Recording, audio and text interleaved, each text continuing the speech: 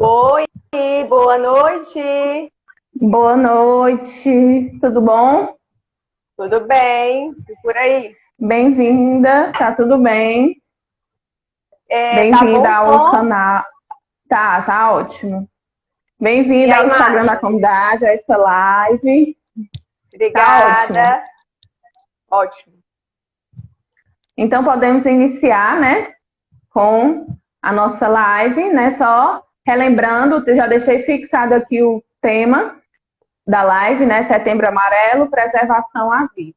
E hoje, gente, nós trouxemos a psicóloga Maxuana Lima, que irá conversar conosco acerca deste tema. E desde já, mais uma vez, quero dizer que todos vocês são convidados a colocar aqui perguntas, dúvidas também acerca do tema. E nós iremos também responder as perguntas, as dúvidas de vocês que foram mandadas nas caixinhas de perguntas que nós colocamos lá nos stories, certo? Então vamos começar. Só, né, se você quiser se apresentar para a gente, rapidinho. Meu nome é Maxuana, sou psicóloga desde 2013. Trabalho com educação desde antes mesmo de me formar, né? Da época de estágio. Então, desde 2011 eu trabalho só com socioeducação e educação. E hoje estou aqui para a gente conversar um pouquinho sobre o Setembro Amarelo, falar desse momento que a gente está vivendo, né? Desse mês massa que a gente está vivendo para falar sobre preservação à vida. Então vamos lá iniciar, né, com uma pergunta muito importante, né? O que é o Setembro Amarelo? Como surgiu? O que é que isso significa para nós, né? Qual a significação disso para nós? O Setembro Amarelo é uma campanha, né, que foi iniciada em 2015. Ela foi pensada para a gente poder falar sobre isso, sobre esse tabu, né, que é o suicídio, falar de preservação à vida, falar dos transtornos mentais. Eu acho que, antes de tudo, a gente precisa muito falar sobre esse assunto, né? Porque ainda existe um preconceito em falar sobre isso. É engraçado que a gente vai para médico de tudo, né? Vai para ginecologista, vai para o clínico, vai para o cardiologista, mas quando a gente precisa cuidar da saúde mental, há uma dificuldade da gente falar sobre isso, né? Então as pessoas têm um pouco de vergonha de ir ao psicólogo, de ir até o psiquiatra. Então, a ideia da campanha, a gente fala também sobre esses transtornos mentais, né? E foi escolhido de setembro, porque desde 2003, o dia 10 de setembro é o Dia Mundial de Preservação à Vida. Então, por isso que a campanha gira em torno desse mês, né? Mas isso não quer dizer que a gente não possa, que a gente não deva falar sobre isso o ano todo. Inclusive, já parabenizo aqui a comunidade, porque eu sei que vocês sempre chamam profissionais para falar sobre as temáticas sobre a ansiedade, sobre os transtornos. Teve até o do Biedot, né? Tive a psicóloga de lá, que é maravilhosa. E aí é importante, né? Principalmente a igreja está falando sobre isso, né? Sobre os transtornos, sobre a preservação à vida. Então, a campanha, ela gira muito em torno disso. E a importância dela é justamente a gente falar sobre isso, sobre os transtornos, sobre como é que a gente pode pensar a vida, a morte, né? Que é difícil a gente falar sobre isso também, é um tabu. Então, a ideia da campanha é isso, a gente conversar sobre todas essas questões. Ótimo. E é muito interessante porque na dimensão da igreja nós temos o lado espiritual, mas sobretudo o lado humano. E muitas vezes dentro da igreja a gente trabalha muito o lado espiritual, de orações, e enfim, novenas, procissões, missas e etc. Que, claro que para nós, enquanto comunidade aqui no Instagram, é importante, mas é também importante a gente falar desse lado humano, né? Que tantas vezes é negligenciado, tantas vezes as pessoas não dão a devida importância, né? Então, realmente, a gente teve essa iniciativa, nós da comunidade, para que as pessoas entendam que estar dentro da igreja não nos isenta de ter qualquer problema emocional, mental e etc. Né? Então, é muito importante que pessoas religiosas, seja ela qual for a religião, tenham esse entendimento, né? E Sim. vai fazer algum comentário? Deixa só eu falar uma coisa, assim, é interessante isso que tu está trazendo, porque às vezes, talvez, com certeza nas perguntas aí vai ter falando sobre isso também. A gente tem que ter muito cuidado com as nossas crenças, né? Crenças que a gente traz já na nossa vida, às vezes a nossa história familiar, nossas crenças e atitudes, eu costumo dizer, porque às vezes a gente tem a crença de que depressão é besteira, que ele está se cortando porque quer chamar atenção, tentou suicídio porque quer chamar atenção. E aí, quando a gente tem esse tipo de crença, a gente ajuda quase nada, né, o sujeito, né? Então a gente precisa entender que isso não é besteira, isso é coisa séria, né? Mostrar para a pessoa que ela não está sozinha, ela tem uma rede de apoio, essa rede de apoio é a comunidade que ela está inserida, seja ela católica ou a comunidade em si, enfim, qualquer outra religião, a família, são os amigos, os vizinhos. Então, assim, a gente deixar um pouco dessas crenças de lado, né? Para a gente pensar no sujeito, no ser humano, né? Que tem suas dificuldades. E, às vezes, a gente não consegue sozinho. A gente precisa de ajuda de um profissional, né? Então, é super importante a gente falar sobre isso. E se a gente for hoje, né, no IntegraSUS, na plataforma do governo do estado do Ceará, 346 pessoas morreram no ano de 2020. Isso computado, isso é o que a gente tem de dado. Mas a gente sabe que pode ter sido maior esse número, né? Que não chegou nem a ser divulgado, a não ser computado, né? Então, assim, são muitas pessoas que a gente poderia ter salvado, que a gente poderia ter feito alguma coisa, né? Então, é um assunto de relevância que a gente precisa conversar mesmo. E quando a gente fala justamente o tema da live, que é preservação à vida, dentro da Igreja Católica, né, voltando para a comunidade, a preservação à vida é desde a concepção até o último dia da pessoa, né?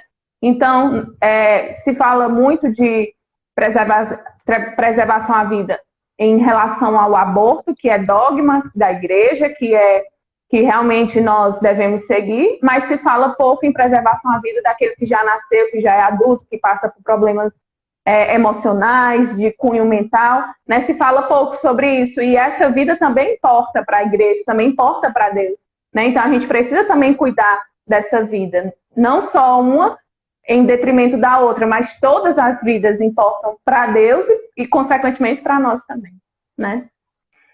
Exatamente, a gente precisa muito falar, por isso que está aqui hoje, né? Que coisa boa que a gente está tendo essa oportunidade de falar sobre isso, né?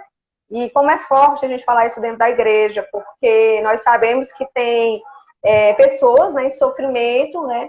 E às vezes não tem o devido apoio, né? Não, mas Deus vai cuidar, não, mas Deus cura. Deus é maravilhoso, né? E é importante a gente ter uma crença.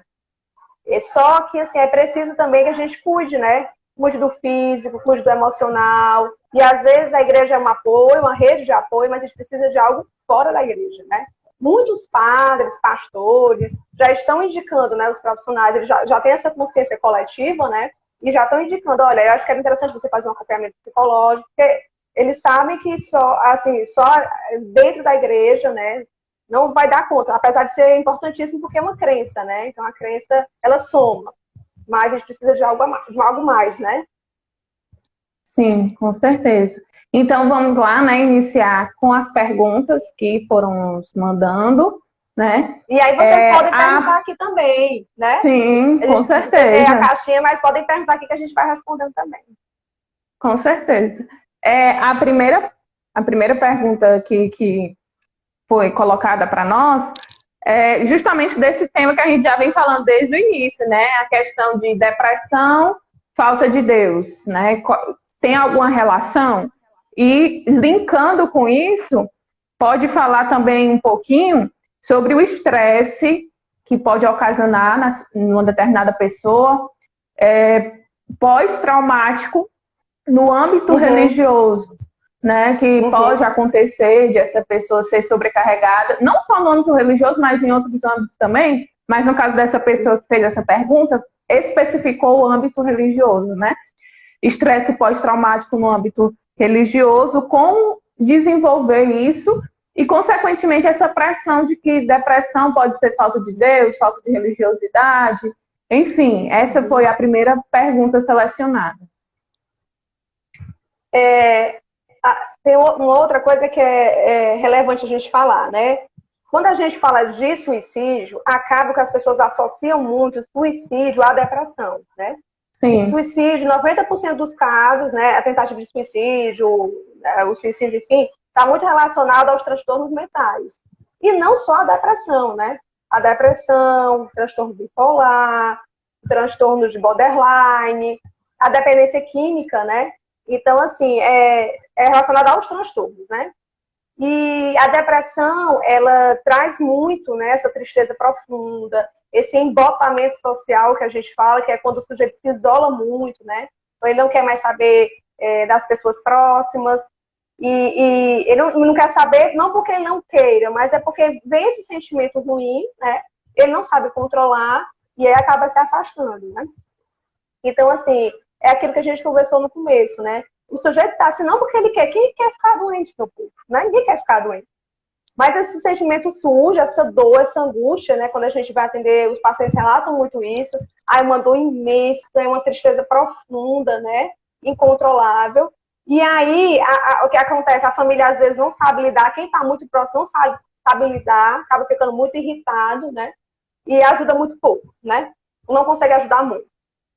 Então, assim, por isso que é importante, é legal, né, ele ter feito isso, né, depressão, ele ou ela, depressão, falta de Deus, né, como você trouxe, porque depressão não é falta de Deus, né, depressão é uma doença, né, um transtorno que precisa ser cuidado, que precisa ser falado sobre, né, a gente até fala muito da questão da medicalização, que às vezes as pessoas acham que é só ir no psiquiatra, pegar o remédio e começar a medicalização e pronto, tá tudo resolvido, né, e a gente sabe que a medicalização é super importante, mas ela cuida muito dos sintomas, né? Para aliviar os sintomas, para você ter uma qualidade de vida melhor, mas você precisa falar sobre o que está doente, né? Para a gente entender qual é a gênese desse problema. Por isso que a psicoterapia individual, né, a psicoterapia em grupo é tão importante. Você está falando sobre aquilo, né? Não simplesmente acabando com sintomas, mas falando sobre, né? E é por aí que a gente vai descobrir o que é está acontecendo, né? Tentar entender, ou ajudar, pelo menos. Né? Então, a gente tem mais essa solidariedade, né, de entender que o sujeito está passando por aquilo, que ele precisa não é de julgamento, é de ajuda. Olha, eu estou aqui com você, a gente está junto, o que você precisar, né, de ouvir, né, às vezes a gente não para muito para ouvir o outro, eu brinco, a gente passa pelo outro, oi, tudo bom? Tá tudo bom, tá, tchau, não para, não conversa, não escuta, né? Na psicologia a gente usa um termo que é escuta ativa, porque você está atento à escuta do outro está falando, né? Então, assim, parar para ouvir, só ouvir, sabe? Olha, eu tô aqui para te ouvir, vai, conta aí, né? E aí a gente dá os encaminhamentos, que aí sim, procurar um psicólogo, procurar um psiquiatra, um grupo de apoio. Então, a gente partir do princípio de que a pessoa não tá assim porque ela quer, porque às vezes a gente acha que olha assim, só fica deitado, não quer nada, não quer trabalhar, não quer estudar, não quer fazer nada. Às vezes é porque a pessoa não tem forças para ir mesmo, né? Uhum. E entender, né, tentar trabalhar as nossas crenças, né? De que isso é falta de Deus, de que isso é preguiça, de que isso é para chamar atenção. Não, existe uma dor, e essa dor precisa ser respeitada, acolhida e reconhecida, né? Então, a gente ter esse cuidado. E aí você falou do estresse pós-traumático, não foi? Você falou no âmbito religioso. Isso. Qualquer situação, né, que a gente passe, que seja uma situação extrema, por exemplo, que a gente está passando agora, relacionada à pandemia, é uma situação extrema, né? Eu sempre converso aqui em casa com meu esposo que a gente ainda não tem noção do tamanho do problema que ainda está por vir, porque já tem muitas pessoas adoecidas devido a isso que a gente está passando, né, que é a questão da pandemia, adoecidas mentalmente, e ainda tem as pessoas que só vão se tocar, assim, a ficha só vai cair quando as coisas melhorarem, que elas vão baixar o nível de estresse, né, e aí, poxa, eu não estou bem, né, preciso me cuidar. Então, assim, a gente já teve muitos casos de suicídio por conta da situação que a gente está vivendo de isolamento, né? Sim. A gente não tem isso, pelo menos eu não vi, né? Eu procurei, mas eu não vi nenhum artigo aqui no Brasil. Tem alguns artigos americanos falando sobre isso, o impacto da Covid nessa questão da da tentativa de suicídio, essa questão do isolamento social e doença mental, mas brasileiros, né, eu não vi ainda nenhum artigo. Então, para você ver como isso é impactante, foi um estresse muito grande, né? A gente pensava todo mundo ia morrer, e lidar com a morte é muito difícil, né, para a gente. Então, isso ainda vai ocasionar problemas seríssimos, né? Eu estava escutando esses dias na rádio justamente isso, né? Que vão vir várias ondas por conta da Covid. A primeira foi a própria pandemia, né? Tudo que a gente passou. Sim. E as outras ondas, uma delas tem a ver só com os transtornos mentais que vão surgir por conta da pandemia. Sim. Que foi uma situação difícil. Então, como ele trouxe, né, qualquer estresse pós-traumático é muito difícil, precisa ser cuidado. Isso é interessante, porque às vezes a gente passa por um estresse pós-traumático, a gente tem uma situação, um assalto, que foi de extremo estresse para mim, uma situação extremamente estressora. A gente precisa cuidar disso, porque às vezes a gente acha que passou por isso, eu passei, foi difícil, mas está tudo bem. Se a gente não cuida, futuramente isso pode voltar de outra forma, como a síndrome do pânico, entende? Então, tudo que acontece na nossa vida é importante que a gente cuide. É importante que a gente fale sobre isso, né? Não guarde só pra gente. Porque isso pode trazer problemas maiores e aí liga que não é uma bola de neve, né? Vai acumulando e pode vir de uma forma muito mais difícil pra gente lidar. Então, nesse caso, né, que ele falou, passou por uma situação assim, seja o âmbito que for, psicoterapia individual, se necessário, ir até o psiquiatra, né? Mas aí o psicólogo vai ver junto com o paciente o que é o ideal. Mas falar sobre isso, né? Qualquer situação a gente precisa falar sobre. Sim, é muito importante essa questão do comunicar, né? Porque, sobretudo nessa questão da pandemia, às vezes a pessoa não, é normal, tá todo mundo assim. Mas, às vezes, de repente uma pessoa uma pessoa vai se desenvolver isso diferente de outra pessoa. De repente, uma tem uma resiliência, uma capacidade de resiliência maior, enquanto que a outra já tinha talvez outros traumas, outros problemas e não soube lidar muito bem com essa situação. Então, é importante a gente não usar essa desculpa, né? Não, mas está todo mundo mal, então isso aqui vai passar. Quando, na verdade, a gente sabe que tem casos que precisam ser olhados com delicadeza e precisam ser cuidados, né? E a dor, é como você falou, a dor ela chega para cada um de uma forma diferente. O jeito que dói para mim, da forma que eu sofro, é diferente da forma que você sofre, né? Então, não tem como comparar a dor. A dor, ela é muito individual, né? Ela é única, né? Então, às vezes eu passo por uma situação que eu consigo levar numa boa, mas já tem outra pessoa que não consegue, tudo bem, não tem problema, né? Cada uma... Aí vai, é tudo causa de recursos já, do apoio que ela tem, da rede de apoio dela, né? Então, pra gente ter o cuidado, porque assim, às vezes, eu passei por isso e tô aqui viva. Tá, mas passou de que jeito? E passar por isso não quer dizer que você passou bem, não, né? Ficaram marcas aí nesse processo. E se você passou de um jeito, o outro pode passar de uma outra forma, e a gente precisa respeitar. Sim, com certeza. Então, podemos ir para a próxima? Ou quer fazer mais algum comentário?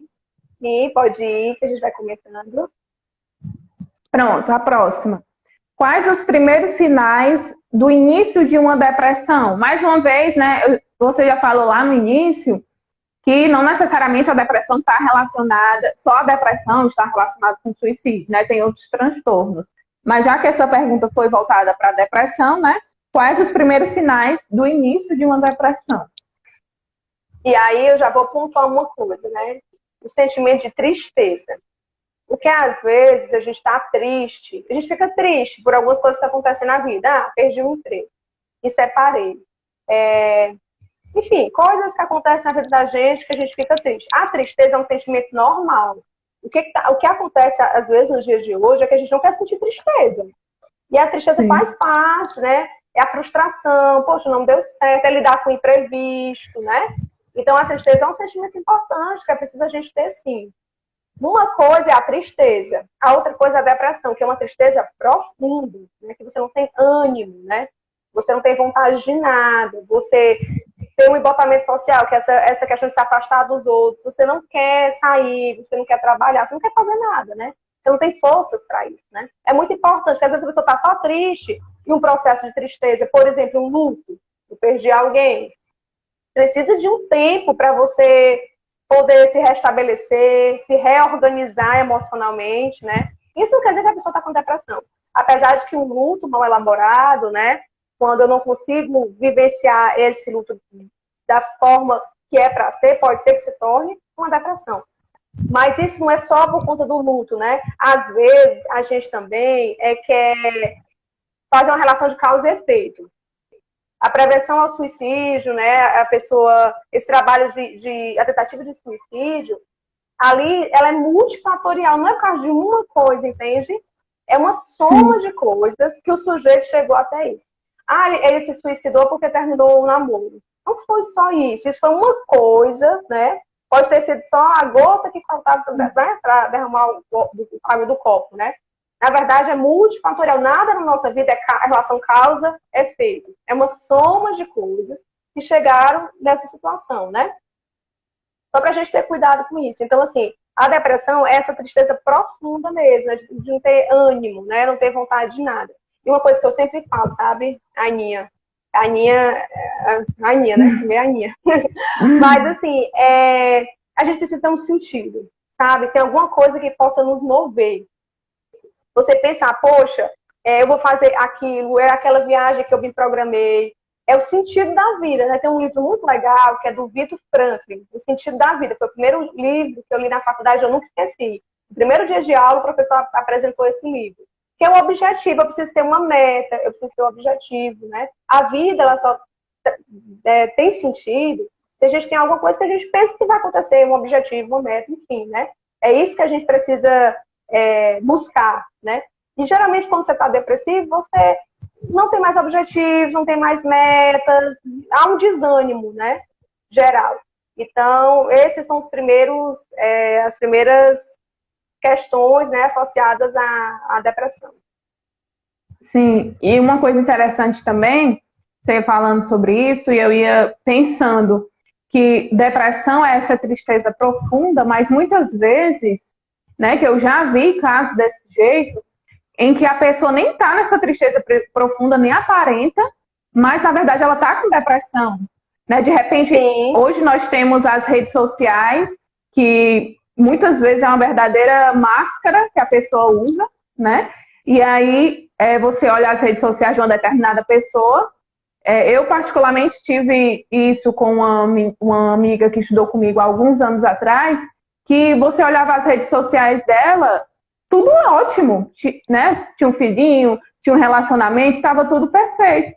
E aí, com o tempo, ela cometeu suicídio. Como explicar, né? Então, é importante a gente falar que não necessariamente a pessoa precisa estar numa tristeza profunda para ela estar em depressão. Ela pode demonstrar que está bem, mas, na verdade, ela está ruim por dentro, né? Esses que a gente falou aqui foram os indícios aparentes, né? Mas ela já, sim, pode estar numa situação, né, de depressão há algum tempo e pode até estar se cuidando, inclusive, né? Mas eu sempre falo, na terapia, a gente precisa se permitir. Porque se você chegar lá e falar só superficial, talvez não vá trazer muito efeito, sabe? A gente precisa falar sobre a dor, né? Eu sei que é sofrimento, eu sei que é tristeza, eu sei que é muito difícil. É como se a gente estivesse mexendo numa coisa que já estava sarada, por assim dizer, né? Já estava lá quietinha, a gente vai mexer, isso traz um sofrimento mesmo. Mas na terapia a gente precisa falar sobre essa dor, né? Então, acontece alguns casos, sim, principalmente hoje que a gente tem acesso à rede social, em que as pessoas colocam lá o que elas... Ninguém vai colocar coisa triste, né? Não coloca coisas boas, né? As coisas que acontecem. E quando a gente vê, de repente, acontece uma situação dessa, né? Então, como a gente precisa estar atento? E as pessoas dão sinais, né? De que as coisas não estão bem. Então, a gente precisa estar muito atento. E é importante, mais uma vez, essa questão do comunicar. Porque muitas vezes a gente seleciona aquilo que a gente fala, né? Por exemplo, numa terapia, enfim. Seleciona, não, vou falar só sobre isso, porque eu não consigo falar... Ou às vezes a pessoa sabe que precisa falar, mas ela não quer acreditar nisso, né? Então é importante essa questão de comunicar, porque de repente aquilo que a pessoa não quer acreditar, ou aquilo que a pessoa se recusa a sentir, de repente lá na frente vai ocasionar uma coisa muito pior, né? Sim. Então, não, isso mesmo que você falou. Quando a gente esconde, né, o que a gente sente, a gente não tem como compartilhar, né? E a rede de apoio é super importante, né, os nossos amigos, pessoas de confiança, né, a nossa família, são as pessoas que estão ali para nos ouvir, né? Evidentemente que não vai ficar só nisso, né? A gente vai precisar de uma ajuda profissional, né? Eu sempre digo que terapia é a melhor coisa do mundo, todo mundo deveria fazer, né? Porque todo mundo tem alguma questão. Umas questões mais graves, outras questões mais simples, né? Mas são questões, são dores para aquelas pessoas. E falar sobre isso, gente, é interessantíssimo. Hoje a gente tem várias, eu vou até falar no final, vários meios, né, gratuitos. Então, assim, para a psicoterapia chegar para todos, né? Então, falar sobre isso é fundamental. E não é besteira, né? Não é besteira, né? Que nós possamos quebrar isso dentro de nós, né? Uhum. Vamos para a próxima. A próxima pergunta tem muita relação com essa segunda que eu acabei de ler, né? O que se deve fazer quando se sente uma tristeza profunda? É muito o que a gente vem falando, né? É procurar ajuda. A priori, falar com as pessoas próximas, né? Lógico, né? Sempre falar com as pessoas próximas, porque assim, eu vou bater na rede de apoio hoje, porque eu até tive uma aula hoje sobre isso. Porque às vezes a gente tem a rede de apoio, mas a gente não utiliza. A gente não quer dizer o nosso problema para o outro, para não preocupar, para não, né? Enfim, não falar da sua vida. Às vezes tem pessoas mais reservadas, né? Então, assim, às vezes a gente tem pessoas próximas de nós que podem nos ajudar e a gente prefere se isolar, né? Não falar sobre, né? Isso eu estou falando em âmbito geral. Então, vamos solicitar nossa rede de apoio, meu filho. É a família, são os amigos, são os vizinhos. Hoje a gente mal conhece nossos vizinhos, né? Então, assim, é solicitar mesmo essas pessoas. Isso é importante, né? As pessoas precisam dessa rede de apoio. Depois, a gente precisa de um atendimento qualificado.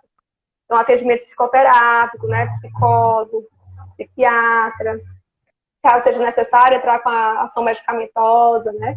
Então, a gente precisa procurar um profissional para poder nos ouvir, né? E aí ele vai ouvir sem julgamento, o sigilo é resguardado, né? Então, ele está ali mesmo para ser essa pessoa para te ouvir. Vai ouvir a tua história de uma forma imparcial, entende? Então, procurar ajuda qualificada, né? Um profissional qualificado para você poder falar, né, sobre suas questões.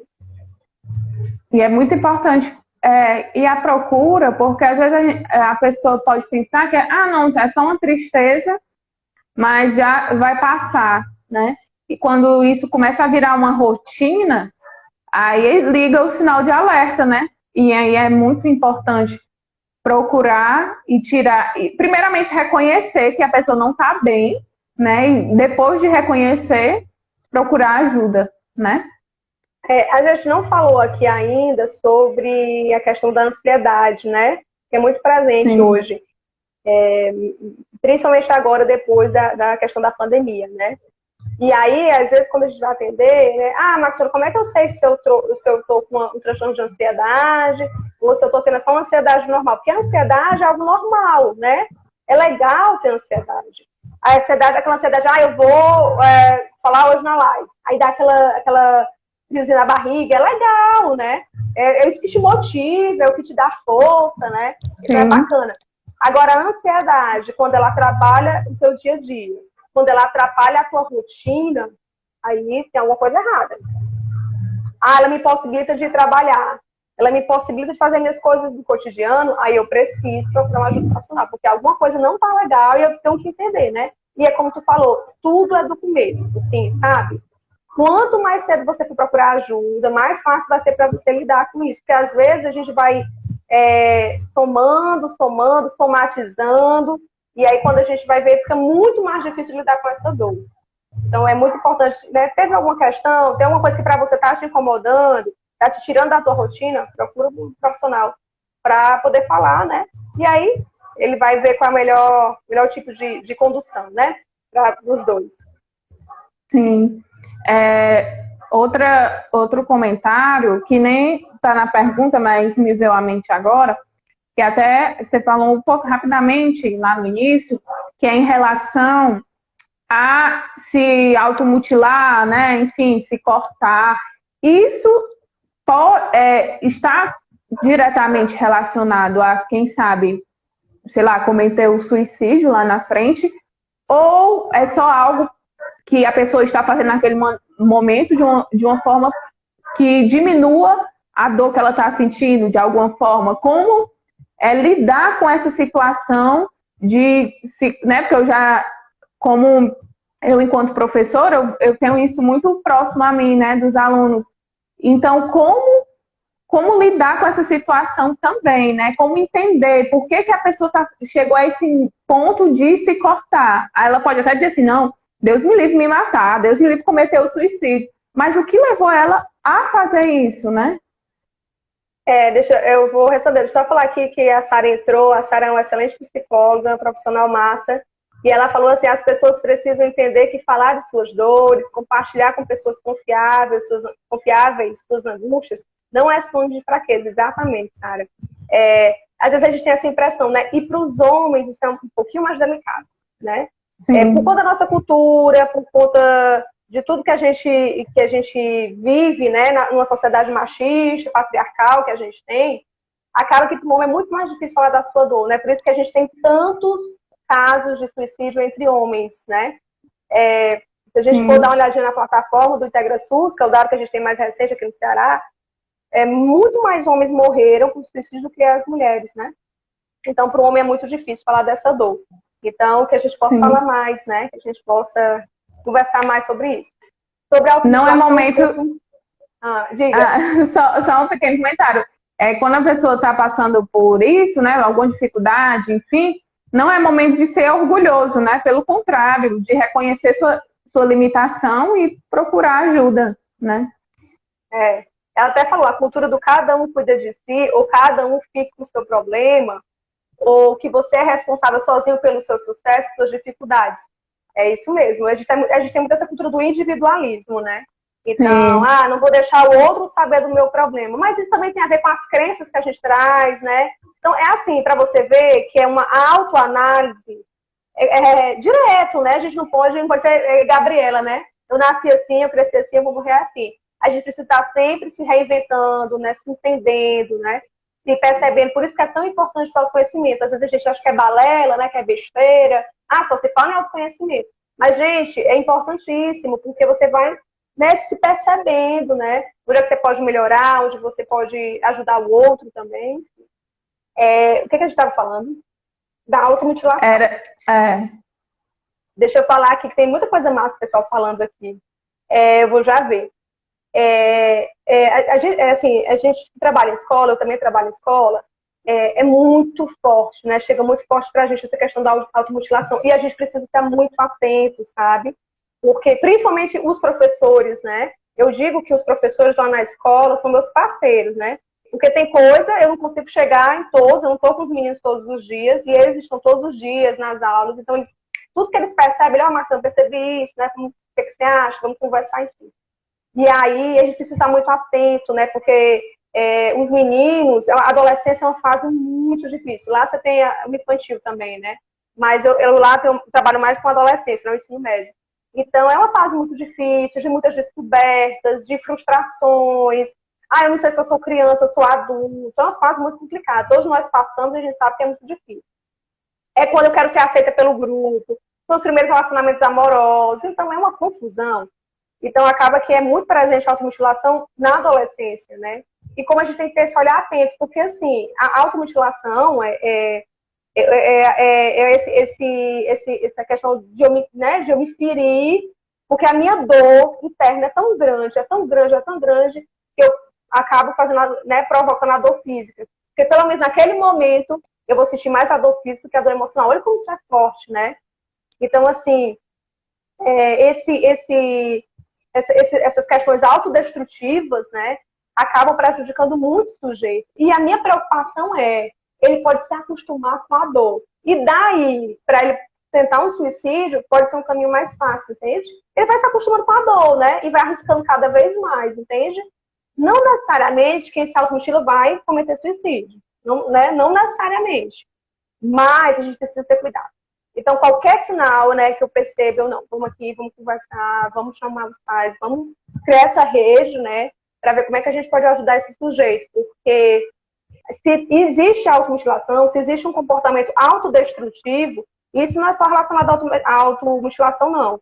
É a automedicação, é o fato de eu beber de forma inconsequente, né, sem pensar nos limites, eu andar em alta velocidade, são comportamentos autodestrutivos. E a gente precisa entender o que está acontecendo, né? Para poder cuidar. Sim. Então, é um ponto importantíssimo. Os pais precisam estar muito atentos, sabe? Eu costumo dizer que quando eu estou no espaço, né? Seja na escola, seja em outros ambientes, que eu percebo que tem um adolescente, né, eu já fico andando muito de casaco, eu já fico de olho, porque aqui é muito quente, né? Então, eu já fico, ó, ver alguma coisa, vejo se eu vejo alguma coisa no braço, né? E tal. Eu sou muito atenta a isso, né? E nós, pais, principalmente, os pais, né? Observar, o seu filho está em casa e só vive de casaco, só vive de manga comprida, por quê, né? A cidade é tão quente. Então, tentar entender, né, o que está acontecendo, os pais precisam estar muito ligados, né? Sim. E não somente isso a gente vê mais enquanto trabalhadores na área da educação, a gente vê isso mais em adolescentes, mas também é relevante a gente falar nessa automutilação em adultos também, né? Em crianças, crianças e adultos, né? É muito como a gente vê isso em adolescentes, é verdade, pelo fato de ser uma fase, enfim, bem complicada, de descobertas, etc. Mas é importante também a gente falar disso em crianças e em adultos também, né? Deixa eu te falar, a Sara, maravilhosa, ela tá aí, ela vai fazer alguma coisa essa semana que eu estava vendo sobre isso, depressão na infância, depois coloca aí, Sara. E aí a gente precisa falar, agora você tocou no assunto importantíssimo, desses transtornos na infância, porque a gente tem suicídio infantil e pouco se fala, e pouco tem registro. Na plataforma tem alguns registros, pouquinhos, de 10 a 14 anos, mas para você ver que fica muito uma coisa velada, né? Às vezes a criança cometeu suicídio, mas fica como se foi um acidente. Porque a gente não quer quebrar essa imagem que a gente tem da infância, né? Que é tudo maravilhoso, que é tudo perfeito, né? Que não tem preocupação. Então as crianças também sofrem, né? E a gente tem pouca literatura sobre isso, sabe? E, né, a gente está muito nessa fala agora, falando dessa depressão infantil, do suicídio infantil, mas como é necessário. A gente fala muito pouquíssimo, a gente fala muito mais na adolescência do que na infância, né? Então, esse cuidado que a gente tem com as crianças, de observar os comportamentos, né? Que a criança tinha uma rotina, tinha uma forma de agir e mudou repentinamente, né? E às vezes está muito associado com situações de abuso. Para você ver que é uma rede, né? E a gente começa a falar de um assunto, mas já linka com o outro, né? Porque essa questão com as crianças, a gente precisa estar muito atento, né? Para poder não deixar passar nada, né? Eu sei que é difícil, porque a gente não está atento 24 horas, mas que a gente possa ter esse cuidado e esse olhar. Sim, é a questão de você também entender que do coletivo, né? Que a gente até já falou, e você procurar ajuda e tudo, no caso da criança, ela tem que ter o coletivo, porque quando a gente fala de adulto, de repente o adulto, por mais difícil que seja, mas ele tem a capacidade de se reconhecer com o problema e procurar ajudar a criança, não. Ela nem entende o que está acontecendo, né? Então, é muito importante a rede de apoio em todas as fases. No caso da criança, esse coletivo que vai ajudá-la, né? Sim, porque ela, por si só, é complicado. É o que vai dar suporte, né? Ela sente a dor, mas às vezes ela tem dificuldade de expressar, né? Então, por isso que quando a gente atende criança, é muito no lúdico, né? É através do brincar, é através desses artifícios que a gente consegue fazer o atendimento, né? E descobrir alguns pontos de alerta, né? Sim.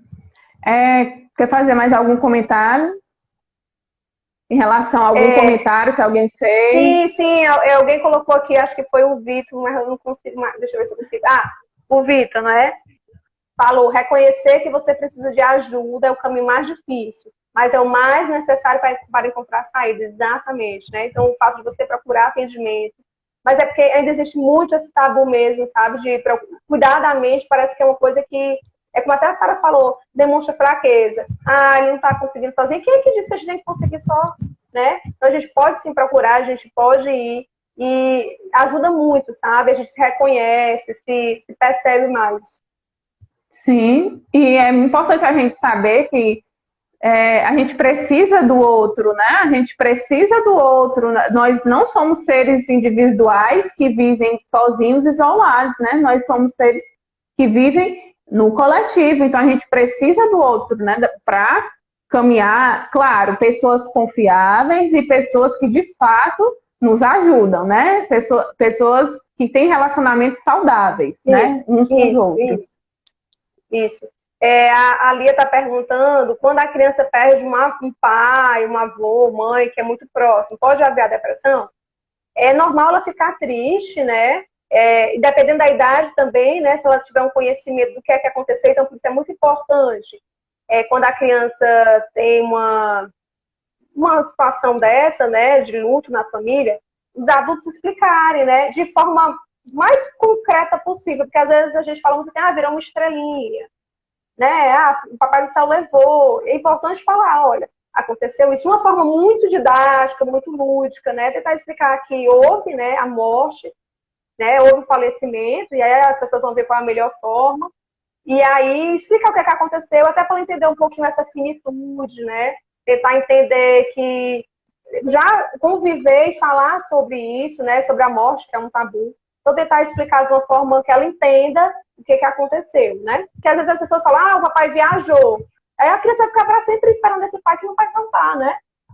Uhum. É importante deixar claro de uma forma, né, que a criança entenda, né? Então, ela pode sofrer sim, ela pode entrar num processo de tristeza. E se esse luto não for bem elaborado, né?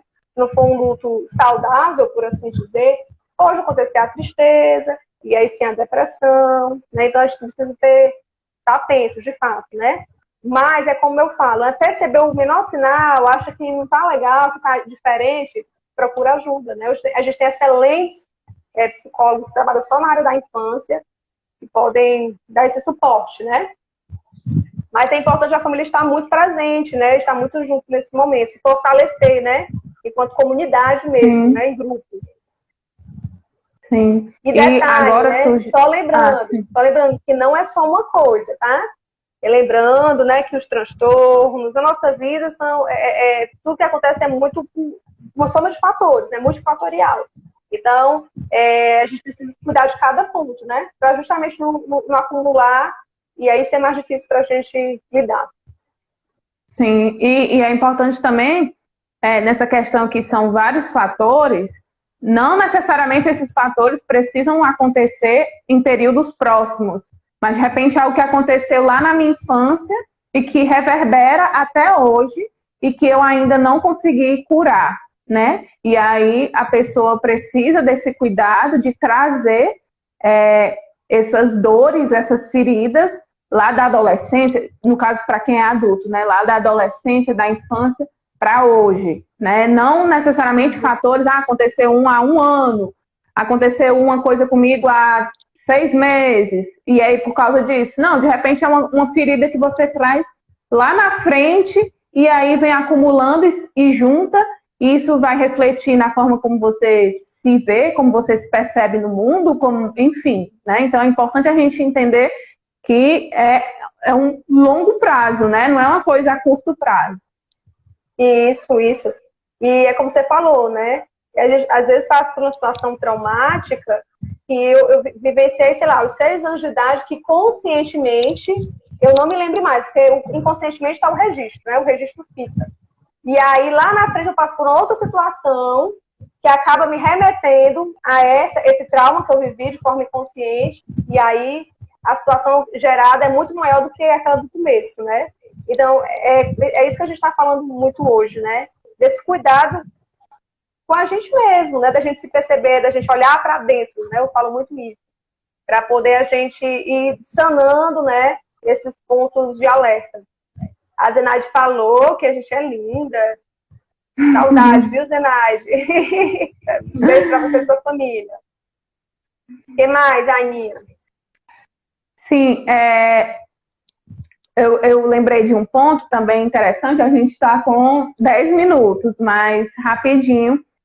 Eu lembrei de um ponto que uma questão muito delicada, que até mesmo para se alguém passou por isso também, já ir aprendendo a como lidar. Na questão de repente, uma pessoa chegou à tentativa de suicídio e, de repente, alguém chegou a tempo e impediu. E essa pessoa não veio a óbito. Como lidar com pessoas que tentaram, mas tiveram tentativas frustradas de cometer o suicídio, né? Porque também é uma coisa bem delicada, né? Uhum. Eu vou responder isso, porque eu já vou finalizar para a gente falar das redes, né, que a gente pode falar. Deixa eu só falar uma coisa, a Zenaide falou assim, quando o pai dela faleceu, os meninos, né, a Virna e o Ariel ainda eram pequenos, eles sofreram muito, mas não quiseram ir ao velório, né, e ela respeitou.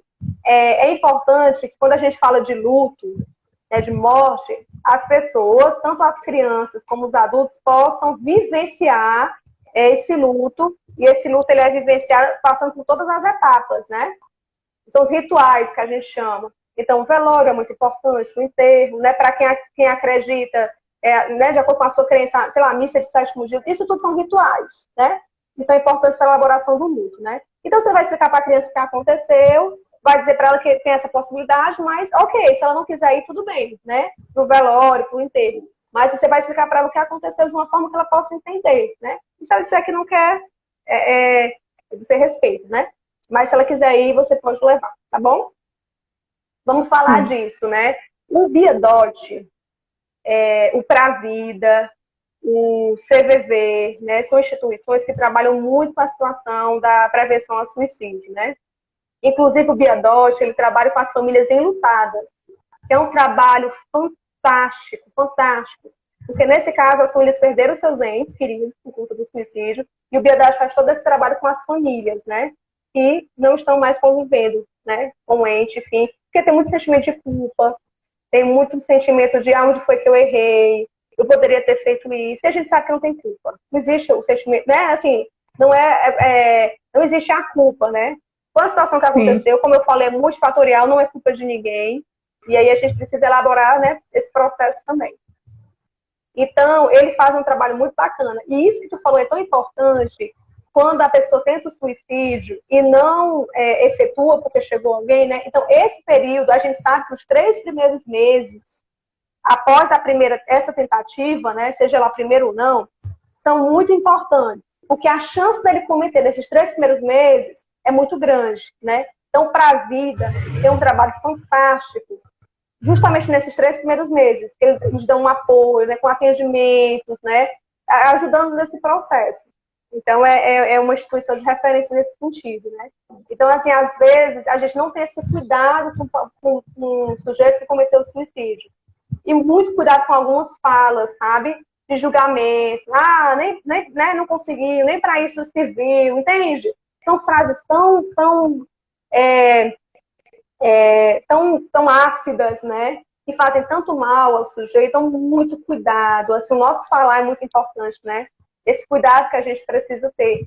Então, esse atendimento é importantíssimo, né? Então, o atendimento psicoterápico, a medicação desse momento, né? Regulada, para o processo que o sujeito está, muita atenção, né? A família e a rede de apoio precisa estar muito junto, porque precisa estar muito atento, né? Principalmente nesses 3 primeiros meses, como eu falei. Não que ele não vá tentar novamente depois disso, mas a gente sabe, estatisticamente, que esses 3 primeiros meses são cruciais, depois da tentativa, né? Então, a gente precisa melhorar a nossa rede nesse sentido. Eu digo assim, a rede tanto de apoio como a rede pública também, sabe? De atendimento. A gente precisa entender que falar disso é falar de política pública, né? Então, assim, esse cuidado é fundamental. Sim. E vamos para a última pergunta, certo? Para encerrar. Uhum. Como perceber comportamentos suicidas e como ajudar essas pessoas? Pronto. Vamos logo anotar aí, né? Biadote, Instituto Biadote, o Pravida e o CVV, eles trabalham muito nesse sentido, né? De ajudar o sujeito nesse processo de dor. Então, essas 3 instituições eu recomendo demais. E também os atendimentos que a gente tem hoje, gratuitos, né? Então, a gente tem muitas universidades, né? A Unifor, a UFC, a UES, e também faculdades particulares que oferecem esse atendimento gratuito. E muitas delas têm um plantão psicológico. O plantão ele funciona como se fosse uma emergência de hospital, eu costumo dizer. Você chega lá com a demanda, né? É feita uma triagem e você prontamente é atendido, né? E duram poucas sessões também. Então, assim, a gente tem uma rede que ajuda nesse processo. Os sinais, as pessoas dão muitos sinais, às vezes a gente não percebe. Se você ouvir muito, né? Se você convive com uma pessoa que diz assim, se a morte chegasse agora para mim, não teria importância, eu aceitaria. Eu queria dormir bem muito, não acordar nunca mais. A vida não tem mais sentido. Uma coisa que eu pergunto muito, né, nos meus atendimentos, seja onde for, qual o objetivo que você tem na vida? O que você pensa assim, daqui a 5 anos em fazer? Porque se um sujeito me diz que não tem projeto nenhum, e a gente sabe, aquela pessoa que não está pensando em nada no momento, porque está meio perdida nos pensamentos, mas que pensa alguma coisa, daquela que não tem projeto nenhum, que a gente percebe, né? No jeito de falar, na aparência da pessoa, quando ela não tem projeto nenhum mesmo, né? É uma coisa que eu pergunto muito, né? Perguntar por que a gente deve valorizar a vida. Então, são algumas coisas que as pessoas falam e a gente é um sinal de alerta, né? De não querer mais conviver com as pessoas, de querer dormir direto. Se eu morresse agora não faria falta. São coisas que as pessoas jogam pra gente e aí a gente precisa estar atento. Lógico que a gente tem que ter muito cuidado, porque pode ser uma coisa aleatória. Pode ser uma frase aleatória que ela disse sem nem perceber, né? Mas pode ser alguma coisa que a gente tenha atenção, seja o ponto de atenção, e aí a gente precisa estar alerta, né? Sim. Então as pessoas, elas vão... A mudança de rotina muito brusca, né? Mudança de alimentação muito brusca, o sono é um indicador. Você está percebendo que ou a pessoa dorme demais, ou a pessoa não dorme nada. Então, são coisas que vão nos indicando que tem uma coisa errada, né? E que a gente precisa ir atentando. E, assim, como a gente pode dar essa ajuda, né? Enfim, sem ser invasivo, né? Sem querer dizer, tu tá pensando em se matar, né? Essas frases mais bruscas, mas como a gente pode ajudar de uma maneira leve, sem, de repente, assustar a outra pessoa, enfim. Escutando, né? Eu sempre falo, a escutativa é algo importantíssimo, a escuta qualificada. Então, essa escutativa, né? Eu não estou falando aqui da escuta profissional, porque a gente precisa ter essa escutativa enquanto profissional. A escutativa que eu falo para as pessoas, né? É estar atento, é ouvir o que a pessoa tem para te dizer, sem julgamentos, entende? Então, o que a pessoa quer não é ser julgada, é simplesmente ser ouvida. Então, tá ali. E aí você fala, poxa, tu já pensou em ir no psicólogo? Se você quiser, eu vou com você, né? Então, vai com ela, né? Ela entra sozinha, você fica na recepção, mas ali é um apoio, é uma pessoa que ela sabe que pode contar, entende? Porque às vezes a gente quer que a pessoa melhore e não quer contribuir nada com isso também, né? Então, assim, poxa, será que eu posso ir acompanhar ela até o psicólogo naquele dia? Porque às vezes eu não posso, só que ela precisa de um empurrão, né? Olha, tem uma pessoa que me compreende, que entende a minha dor. Então, se você já faz terapia também, olha, eu faço terapia, é muito legal, eu gosto muito, por que tu não experimenta?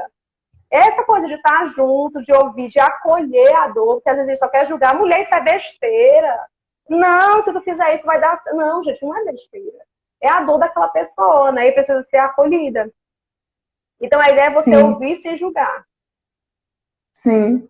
E, voltando mais uma vez para o âmbito religioso, de repente uma pessoa vai procurar, ou a outra dentro de igreja, de grupo, e etc., e aí vai pedir essa ajuda, ou então a pessoa percebe que a outra não está bem, que está dando sinais de repente, cometer algum suicídio, etc., e aí a pessoa fala, eu vou rezar por você, deixa eu rezar aqui por ti, né? Claro, a oração é de fundamental importância, porque entra na questão da fé, né? Que a gente sabe que é muito importante, mas a gente tem que ter esse cuidado de não parar aí, né? De repente a pessoa não precisa só de oração, não que a oração seja uma coisa inválida de maneira nenhuma, mas de repente a pessoa precisa de algo a mais, né? E de repente a gente fala, E é preciso a gente diferenciar essa questão do espiritual, do humano, da mente, que precisa ser cuidado, né? Então, precisa de algo concreto, né? Sim, sim. Assim. Tem uma coisa que acontece na nossa paróquia, na Imaculada Conceição, que é bem bacana. Lá tem o serviço de aconselhamento, né? Aconselhamento, né? O padre está ali para ouvir as pessoas, né? Que traz suas questões. E quando o padre percebe que precisa de psicoterapia, ele caminha. Olha, eu acho que você precisa procurar um psicólogo para tratar dessas questões, né? O nosso pároco também é psicólogo, né? Padre Maninho. Então, é legal isso, né? É legal você ter esse olhar, poxa, ele é um líder religioso, né? Assim como outros padres, como outros pastores que tem, e percebe, olha, aqui a gente precisa cuidar de uma outra forma. A igreja é super importante, a crença é super importante, mas você precisa cuidar isso aqui de outra forma. Precisa de uma ajuda profissional, extra-igreja, né? E aí faz esse encaminhamento. Isso é massa, gente. Isso é um olhar diferenciado, né? Até para o próprio sujeito tirar esse preconceito, né? Poxa, o padre está me caminhando, né? Então isso, ele olha de uma forma diferente. Sim, então vamos, né, encerrar, já vai acabar aqui a live. Realmente esse assunto tem muito tempo, né? Mas não se esgota. Mas eu vou ter que encerrar por conta do tempo mesmo. Já vai aparecer aqui os segundos para acabar, né? Então, realmente foi uma conversa muito produtiva. Eu espero que as pessoas que acompanharam possam ter aberto a mente para entender essa questão, né, das dificuldades que a gente pode ter durante a vida e que tá tudo bem, né? Que a gente sempre escuta muito. Tá tudo bem, não está bem. O que não pode é permanecer assim, né? Então é a partir daí que a gente vai procurar essa ajuda e se reconhecer enquanto fraco que precisa dessa ajuda, né? Nós não somos os melhores, né? Então já faltam 25 segundos. Então muito obrigada mesmo pela sua participação e qualquer coisa aí, estamos juntos. A Aninha, obrigada também. A Aninha é minha irmã e foi muito legal. A gente... Será que alguém percebeu pelo nome, Aninha? 8 segundos, eu preciso encerrar. Tchau. Tchau, obrigada. Obrigada, foi ótimo.